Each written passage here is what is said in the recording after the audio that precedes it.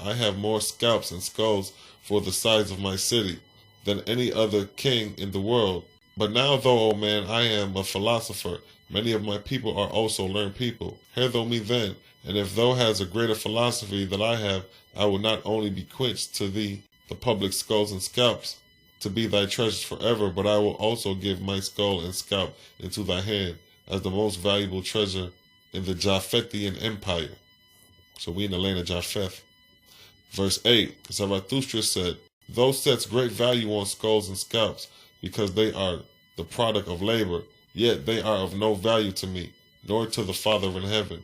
Neither have I any philosophy for thee, or for the Father's begotten, to accept his will, to be servant unto him, but by doing good unto others, comprise the whole of the law, by which all men may be made to rejoice in his creation.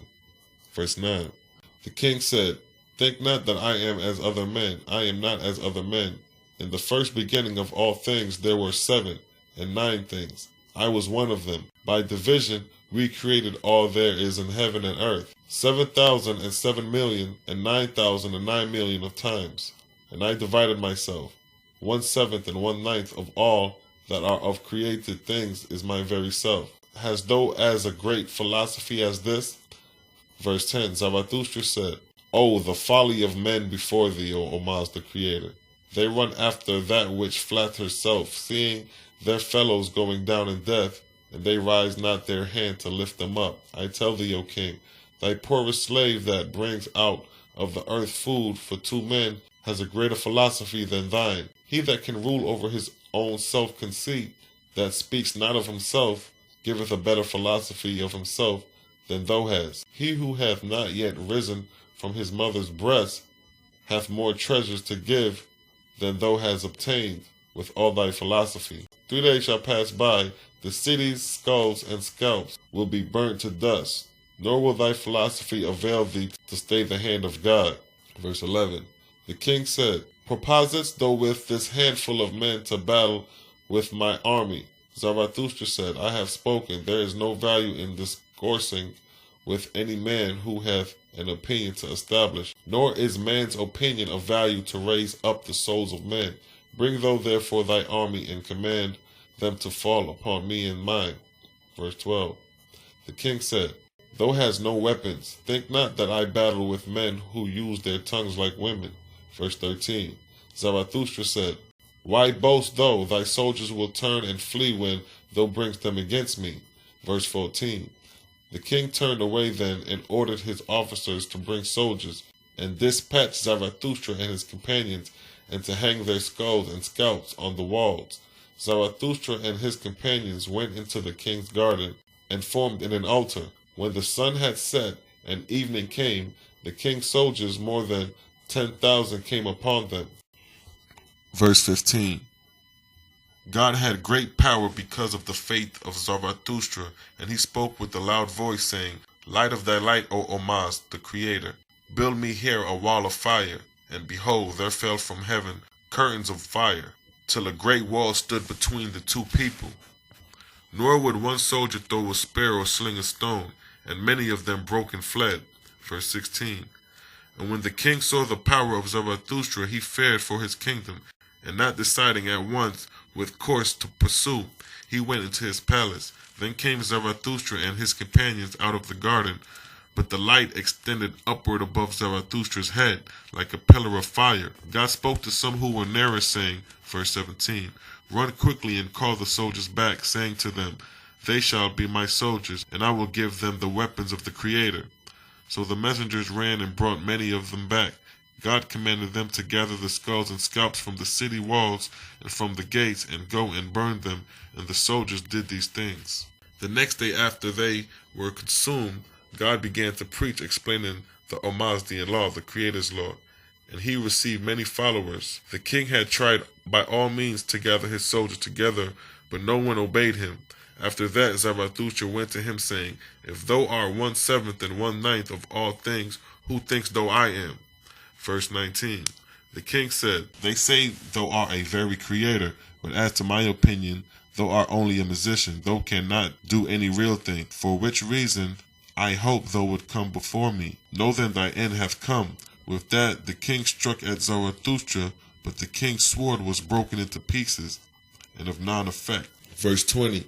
The king had 2 trained cheetahs, large as the largest lion, and he ordered them to be unloosened and set upon Zarathustra, and it was done. But lo and behold, the cheetahs came and licked his hand, but the king was hardened and would not believe. God called the king to come near, and he came. Verse 21. He said unto the king, I am not thy enemy, but the enemy of evil. I come not to take thy kingdom. In a few days I shall leave this place. So thy kingdom would be worthless to me. And yet I come to establish another kingdom, which is the Father's. I come to overthrow sin and wickedness, and to build up that which is good. And in so doing, it shall be known amongst men that the soul is immortal. Verse 22. Rather would I see thee and thy people live and full of joy than to see them dead. Thou hast said thou understands the Almazdian law, the Creator's law, perceiving there is also a king's law. Verse 23. The king's law are for the earth world, to punish the wicked and reward the valuers. The Creator's law, the Almazdian law, is for the Zarathustrians, who need no kings. Thy subjects are for war and plunder, but the subjects of the Great Spirit are for doing good and in love and mercy. And I have not shown thee that the Almazdian law are the strongest of the 2. Yea, 100-fold. It is wiser for thee to espouse the stronger law. Thou hast gathered certain treasures, boasting of thy treasure's value, because thou hast made a law of exchange of skulls and scalps. How sayest thou, makest thou them valuable? Because a man brings a skull to thee, thou givest him bread. Now I declare unto thee, value consists not in the rate of exchange between men. Shall a man gather a heap of stone and say, behold, they are valuable, or iron, or gold, or copper, and say, behold, they are valuable? A piece of bread is valuable, or flax, or wool. Verse 25. Because I am transcended by thee, it is no longer useful for me to live. With that he cut his belly across and fell dead. And Zarathustra commanded that the king's body be laid straight for 3 days, and it was done. And there came thousands of people to look upon the king, and witnessed that he was dead. And they saw of a truth that the bowels were gushed out of the wound, and that there was no breath in him. Verse 26.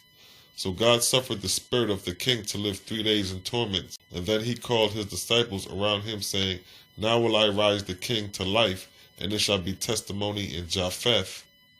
Verse 27.